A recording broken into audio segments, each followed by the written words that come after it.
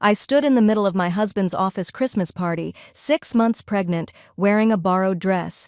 His mistress had just handed me a mop, calling me the help in front of everyone. My husband laughed. What none of them knew? My father owned the building, and he'd just walked in. Before we dive into this story of ultimate revenge, hit that subscribe button and turn on notifications. Trust me, you won't want to miss how this ends. And stick around until the very end. The final twist will leave you speechless. Now let's begin. My name is Leilani Wallace, though for the past 3 years I've been going by Leilani Hart. Yes, Wallace, as in Gregory Wallace, the trillionaire who owns Henderson Global Empire. 47 companies across 6 continents, real estate portfolios that would make your head spin, luxury hotels, private airlines, and a net worth that hovers around $50 billion. He's my father. But Hudson, my husband, had no idea. When I met Hudson 3 years ago at a community center where I was volunteering, I made a choice. I changed my last name, moved to a modest neighborhood, and lived a completely normal life. I wanted to be loved for who I was, not for the zeros in my family's bank account. I'd seen too many friends, too many people in my social circle get used and discarded by gold diggers. I wanted something real, something pure. Hudson seemed perfect. He was ambitious, charming, working his way up as a marketing professional. We fell in love, or at least I thought we did. He proposed after 6 months, and we married in a small ceremony. I never told him about my father. Only my dad and his personal lawyer knew I'd gotten married, and my father didn't approve. He said Hudson seemed too focused on appearances, too hungry for status. But he respected my choice and stayed silent. For the first 2 years, things were beautiful. Hudson climbed the corporate ladder at Henderson Global. Ironic, isn't it? And I played the supportive wife. When I got pregnant, I thought we'd reached the peak of our happiness. But that's when everything changed.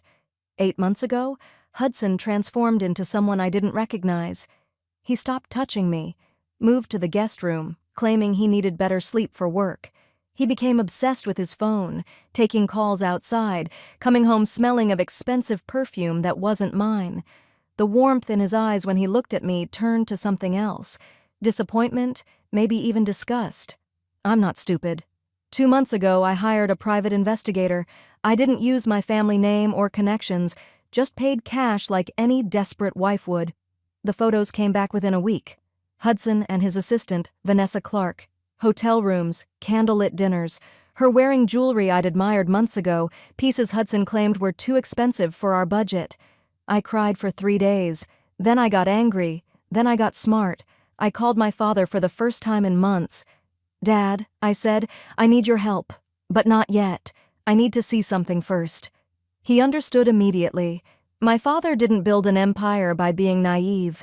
He knew I needed to see who Hudson truly was when the mask came off. The Henderson Global Christmas Gala was the perfect opportunity. Hudson came home 2 weeks before the party, barely containing his excitement. "Leilani, the annual gala is coming up. It's at the Wallace Grand Ballroom. Biggest event of the year. 500 guests, live orchestra, the CEO himself is attending." He didn't notice me flinch at the ballroom's name. My grandfather had built it. This is my chance to shine. I'm being considered for vice president. He looked at my pregnant belly with something like annoyance. "You should probably stay home. You've been tired, and it's a really important night for me." I smiled sweetly. I wouldn't miss it for the world. His face fell, just for a second, before he recovered. "Oh, well, okay then." That night, I heard him on the phone in the bathroom. "Don't worry, she probably won't even come, and if she does, she won't stay long. She doesn't fit in with these people." I packed a special envelope in my purse that night. Divorce papers, pre-signed. I was ready. The night of the gala, I dressed deliberately. A simple cream-colored maternity dress I'd borrowed from my neighbor, my old brown coat, flat shoes, no jewelry, no makeup beyond the basics. I wanted to see exactly how Hudson would treat me when I was an embarrassment to him. He'd left early, didn't offer me a ride. I took a taxi. When I arrived at the Wallace Grand Ballroom, my breath caught despite everything. I'd seen it decorated for Christmas before, but this year they'd outdone themselves. A 50-foot Christmas tree stood in the center, its branches dripping with what I knew were real diamonds, my father's signature touch. Ice sculptures of reindeer held frozen roses in their mouths. Artificial snow fell gently from the ceiling, disappearing before it touched the ground. White birch trees wrapped in golden lights lined the walls.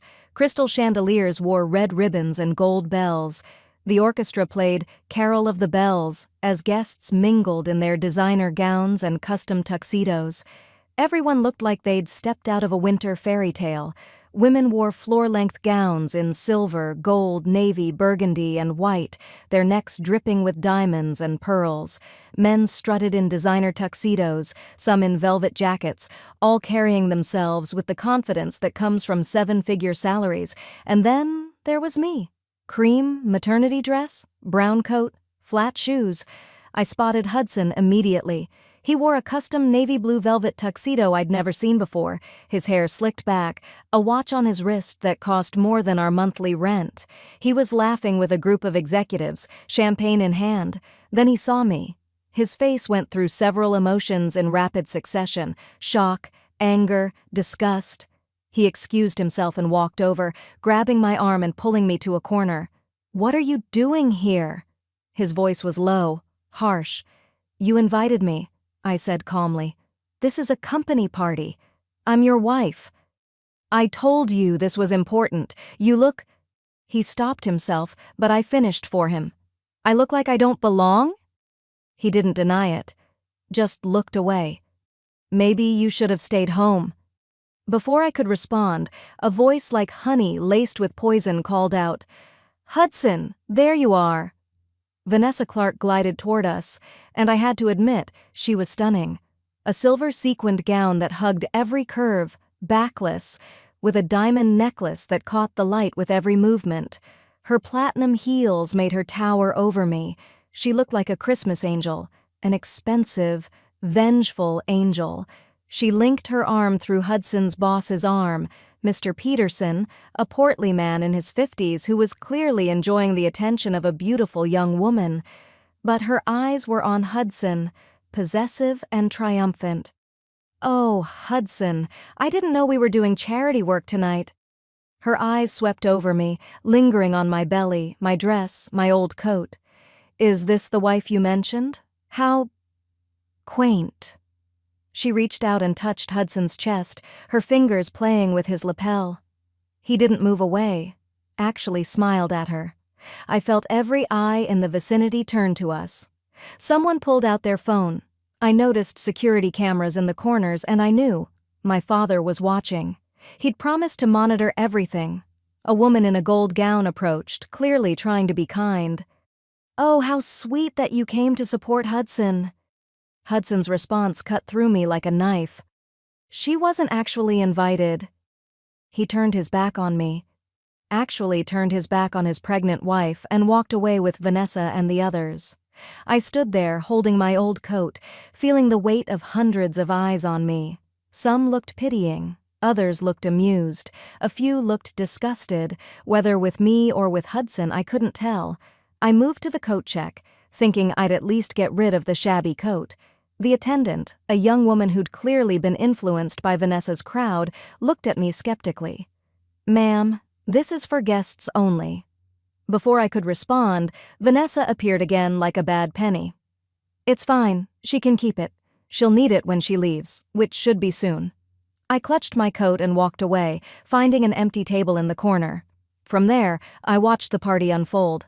Hudson was in his element, networking, laughing, drinking. Vanessa was never far from his side, touching his arm, whispering in his ear. They looked like a couple, a perfect, beautiful, successful couple, and I looked like the mistake he'd made 3 years ago. A group of women approached my table, led by Vanessa. "Ladies, meet Hudson's wife, 6 months along." One woman, genuinely kind, said, "Congratulations. Your first?" Vanessa's voice dripped venom. "Yes, it's amazing what some women will do to trap a man. Get pregnant and suddenly they're entitled to everything." She touched her own flat stomach. "I believe in earning a man's love, not trapping him with a baby." Hudson was standing nearby. I know he heard her. He looked uncomfortable for a moment, then walked away. My mother died giving birth to me. The comment about trapping men with babies hit me in a place I didn't know could still hurt. Tears formed in my eyes, but I refused to let them fall. "My baby is not a trap," I said quietly. "She's a blessing." Vanessa laughed, loud enough for others to hear. "Keep telling yourself that, sweetheart." The cruelty escalated as the night went on. During the gift exchange, a company tradition where executives exchanged expensive presents, someone had put my name in as a joke. When they called Mrs. Hudson Hart, I had to walk to the stage in front of everyone. I opened the elegant box to find cleaning supplies, a mop, a bucket, rubber gloves, an apron that said "The Help" in glittering letters. The crowd gasped, some laughed nervously. Hudson's face showed pure embarrassment, not for me, but of me. Vanessa led the laughter. "How thoughtful! Practical gifts are the best." I carried the box back to my table, my hands shaking. I noticed Patricia, my father's assistant, standing in a corner. She gave me a subtle nod. Everything was being recorded. Every cruel word, every laugh, every moment of my humiliation was being captured. Then came the moment that would change everything. A waiter accidentally spilled red wine near my table. It splashed across the white marble floor, spreading like blood on snow. Vanessa's voice rang out across the ballroom. "Oh no! Someone clean this immediately!" She looked directly at me, her eyes glittering with malice. She reached for the mop from my gift box and held it out to me. "Well, you have the supplies. Make yourself useful since you're clearly not here for conversation. Come on, the help should help, right?" The room fell silent. Everyone was watching. Phones were out, recording. This was entertainment to them. The pregnant wife being humiliated by the beautiful mistress, and my husband, the man who'd promised to love and cherish me, stood right there. I looked at him, silently begging him to defend me, to say something, anything. He avoided my eyes, then let out a nervous laugh. "Vanessa, you're terrible." But he was smiling. Then he looked at me with something like pity. "But honey, maybe you should just go home. You look tired. This isn't really your scene." Something inside me broke, but it wasn't my spirit. It was the last chain holding back my true self. I stood up slowly, 6 months pregnant, and looked at the mop in Vanessa's outstretched hand. The room was completely silent now. Even the orchestra had stopped playing. I didn't take the mop. Instead, I looked at Hudson. "Do you love her?" he stammered. "What? No, Do you love her?" Vanessa wrapped her arms around him possessively. "Does it matter?" Hudson actually pushed me away gently, like I was a child interrupting adult conversation. "Just go home, Leilani. You're making a scene." I smiled then. A real smile. "You're right, I am going home. To my home." Vanessa laughed. "Your home? You mean Hudson's apartment?" "We'll see," I said mysteriously. That's when the lights dimmed. The orchestra began playing Carol of the Bells again, but slower, more dramatic. A spotlight hit the main doors. The snow began falling heavier from the ceiling. An announcer's voice boomed through the ballroom. "Ladies and gentlemen, please stand for the founder and CEO of Henderson Global Empire, owner of 47 companies across 6 continents, Mr. Gregory Wallace." Hudson straightened his tie, excited. "This is it. My chance to impress the boss." Vanessa adjusted her dress, ready to network her way up. I just waited. The doors opened and my father entered. He was flanked by 6 security guards, his lawyer, Patricia, and, to everyone's surprise, 2 police officers. My father is 65, with silver hair and a presence that commands attention. Tonight he wore a charcoal wool tuxedo with platinum cufflinks that caught the light. He looked every inch the billionaire he was. His eyes scanned the room and found me immediately. He saw my tear-stained face, the mop lying on the floor near my table, my old brown coat clutched in my hands, his jaw clenched with barely controlled fury. He walked straight toward me, and the crowd parted like the Red Sea. Hudson started to step forward, hand extended. "Mr. Wallace, sir, I'm Hudson Hart, Senior Marketing Director." My father held up one hand, silencing him without a word. He didn't even look at Hudson. He reached me, and his voice softened. "Did someone hurt you, sweetheart?" The room went dead silent. You could hear snow falling. "Sweetheart?" someone whispered. My father gently took my hand. "I'm sorry I'm late, Princess. Traffic was terrible." Then he turned to face the crowd, his voice booming with authority. "Someone want to explain why my daughter, my pregnant daughter, was handed cleaning supplies as a joke?" Gasps echoed through the ballroom like a wave. Hudson's face went completely white. "Daughter?" Vanessa stood frozen, mouth open. "Yes," my father said, "my daughter, Leilani Wallace, or as some of you called her tonight, the help." Patricia stepped forward with a tablet. "Sir, we have everything recorded. Security footage, phone videos, audio recordings, all 47 minutes of harassment." Hudson stumbled forward. "Mr. Wallace, Leilani Wallace? You never told me your father was—" I found my voice then, strong and clear. "Was what? Rich? Would that have changed how you treated me tonight? Would you have still laughed when your mistress humiliated me?" Vanessa tried to slip away toward the exit, but my father snapped his fingers. "Security. No one leaves." Hudson's mind was clearly racing. "Wait, you own this company? You own the apartment building we live in? You own everything?" "My father does," I said calmly. "I chose to live simply, to find someone who loved me, not my money." "Congratulations, Hudson. You proved I was right to hide it." Patricia began projecting videos on the massive screens around the ballroom. Everyone watched in horror as the night's events played out. Vanessa's cruel comments about my baby being a trap, Hudson laughing at me, the gift exchange humiliation, the mop scene, Hudson telling me to go home. My father's voice was ice cold. "This is how you treat your wife? Your pregnant wife?" Hudson tried to explain. "Sir, I can explain. She was acting strange, I thought." "You thought what?" My father interrupted. "That she deserved this?" He turned to Vanessa, who was shaking. "Ms. Vanessa Clark, correct? You work in our marketing department. Senior assistant?" She nodded, unable to speak. "Not anymore." He snapped his fingers and security approached. "You're terminated immediately." Vanessa found her voice. "You can't. I have a contract." My father's lawyer stepped forward. "Your contract has a morality clause.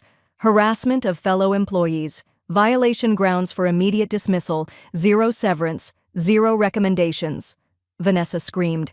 "This is because of her? She showed up looking like trash. I thought she was—" "You thought wrong," my father said quietly. "About everything. Security, escort her out. She has 5 minutes to clear her desk." Vanessa turned to Hudson desperately. "Do something!" Hudson stood silent, in shock. "You coward!" she screamed at him. "You said you loved me. You said we'd be together once you divorced her." The crowd gasped again. Confirmation of the affair. Security dragged Vanessa away, her screams echoing through the ballroom.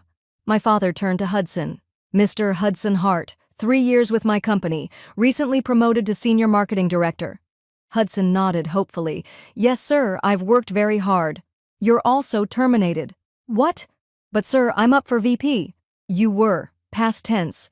Let me be clear. You're not just fired from this position. You're blacklisted from every company I have influence with, which, if you weren't aware, is most Fortune 500 companies." Hudson's knees buckled. "You can't do this. I have rights. I'll sue." The lawyer stepped forward again. "Mr. Hart, you signed a comprehensive contract, Clause 47. Conduct unbecoming of company values. You violated harassment policies, morality standards, and family values clauses." He showed receipts on the screen. "Additionally, we have evidence of misuse of company resources. Hotel rooms booked on the company card for Ms. Clark. Expensive dinners, gifts, all charged to client entertainment. That's embezzlement, Mr. Hart." The police officer stepped forward. "Mr. Hart, we need you to come with us. Questions regarding fraudulent expense reports." Hudson looked at me, disbelief and anger warring on his face. "You planned this? You set me up?" I stepped forward and I felt different, stronger. I was Leilani Wallace now, not the meek wife he'd been embarrassed by. I pulled the envelope from my purse. I didn't set you up, Hudson. You destroyed yourself. I handed him the divorce papers. Pre-signed by me. My lawyer will contact you about custody arrangements. He grabbed my arm. Leilani, please, I love you. We can work this out. I made mistakes, but... I pulled free. You love me? You let her humiliate me. You laughed while she called our baby a trap. You told me to go home like I was an embarrassment.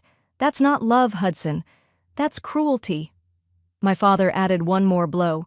Oh, and Hudson, about that apartment? The one you told Leilani to go home to? I own that building. You're evicted effective immediately. Your car? Company lease? Being repossessed? Your country club membership? My club, revoked. The watch on your wrist? Company gift. Hand it over. Hudson removed the watch with shaking hands, his whole world crumbling. You wanted my daughter for what she could give you, my father said. Now you have nothing. Seems fitting. Just then, Vanessa burst back in, security chasing her. She ran to Hudson. Baby, tell them we're in love. We'll fight this together. Hudson pushed her away violently. Get away from me. This is your fault. You ruined everything. My fault, she screamed. You pursued me. You said your wife was boring, plain, beneath you. They turned on each other, screaming, blaming, as the crowd watched in stunned silence. My father turned to the 500 guests. Let this be a lesson to everyone here. Henderson Global was built on family values, loyalty, integrity, respect. What happened tonight was the opposite. Anyone who participated in humiliating Mrs. Wallace, and yes, she's still a Wallace, Hart was just a name she used, you have 1 week to submit written apologies, or join Mr. Hart and Ms. Clark in unemployment. There was an immediate scramble. Executives rushed toward me. Mrs. Wallace, we're so sorry. We had no idea. I looked at them calmly. You knew I was pregnant. You knew I was someone's wife. That should have been enough. I clutched my stomach then, the stress of the evening finally catching up with me. A doctor who'd been attending the party rushed over. The stress? The baby. Hudson panicked. Is she okay? My father blocked him from approaching. You've done enough. The doctor checked me quickly. She's fine, but she needs rest. I looked at Hudson one last time. This baby will know her grandfather. She'll know her worth, but she'll never know you. You'll get supervised visitation if you're lucky, but I will not let you poison her with your values. Hudson broke down. Please, she's my daughter too. I'll change. I'll be better. You had 3 years to be better, I said softly. Tonight was your final exam. You failed. My father helped me with my coat, the old brown one, and I wore it with pride now. I turned to the crowd one final time. I wore this coat tonight on purpose. I wanted to see who I really married. I wanted to see if Hudson loved me, or loved what he thought I was. Turns out, he loved neither. He loved an illusion, and so did I. I took my father's arm, and we walked through the parted crowd. The orchestra began playing Silent Night. Snow was still falling. I felt like a queen walking through her kingdom. Behind me, Hudson, handcuffed by police, whispered, I'm so sorry. I didn't look back. 6 months later, I'm sitting in a beautiful nursery, holding my daughter, Grace Wallace. I live in the family estate now, but in a small, comfortable wing. I'm not hiding anymore, but I'm not flaunting my wealth either. I started the Grace Foundation, which helps women escape bad marriages. We provide legal aid, housing, job training, counseling. In 6 months, we've helped over 200 women. Hudson lost everything. He was convicted of embezzlement and got 2 years probation and community service. He works at a used car dealership now, lives in a studio apartment, and sees Grace once a month under supervision. He begs for reconciliation every time. I refuse. Vanessa moved to a different state. She's blacklisted from every major company. Last I heard, she works retail. 15 executives were fired from Henderson Global. 30 more submitted written apologies. The company has a new zero-tolerance harassment policy. As for me, I'm the VP of Henderson Global Foundation now. I use my platform to help others. That Christmas party went viral. Videos leaked online, millions of views. I became a symbol of know your worth. I receive messages daily from women inspired by my story, and you know what? I don't regret any of it, not hiding my identity, not the humiliation, not even the pain, because it revealed the truth, and the truth, no matter how painful, set me free. If this story gave you chills, smash that like button right now. Subscribe and hit the notification bell so you never miss another story. Drop a comment below telling me, would you have revealed your identity sooner or waited like I did? And here's the real question. Do you think Hudson deserves a second chance? If you know someone who needs to hear this story, someone who's forgotten their worth, share this video with them. Sometimes we all need a reminder that we're worth more than how we're treated. Remember, your value doesn't decrease based on someone's inability to see your worth. You are enough, exactly as you are. I'll see you in the next story. Until then, know your worth and never settle for less.